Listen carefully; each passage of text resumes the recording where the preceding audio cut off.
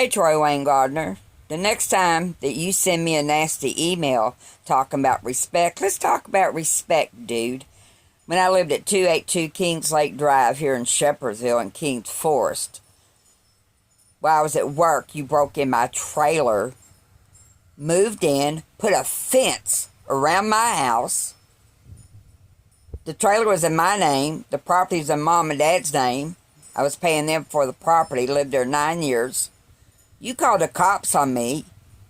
Old Paul Parsley, I'd known since a child because he lived across the street when we lived on Blue Lake Road, had the nerve to set me off my property when I showed him my license plates and my tags that matched that address. Yours didn't match.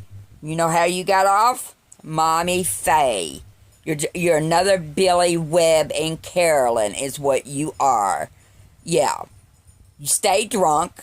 Mommy got you off of that.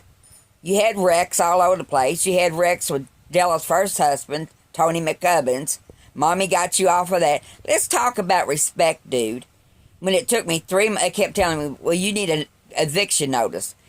No eviction notice. You broke in my house. So you could come up here at 128 Richards Court, where I'm at now, where Crystal was living, so you can stalk her and harass her when she lived here.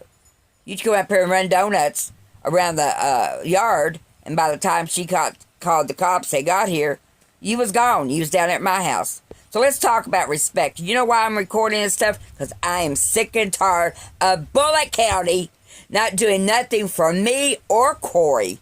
Nothing. But you let Rodney Metcalfe and his sister open their big mouth and lie on a false police report they filed on me in November 2022. Lied, said I broke all the windows out of Daddy's house. Well, wait a minute. You know, photos don't lie.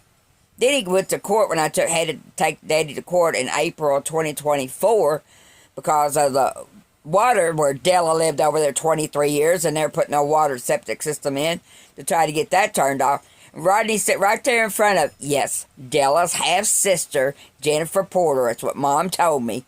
Yep. So, anyway, sit right there in front of Jennifer Porter, old Judge Jennifer Porter, and said, oh, and you're only the reason we had to turn all the electric off because somebody broke all the windows. Well, there was no mistake there. That's fraud. That's fraud. So let's talk about respect, dude. And you never paid for the damage. You took off, went down there with Ida, 2 or 3 counties over where you're at here in Kentucky. Never paid the electric bill, left it all on me.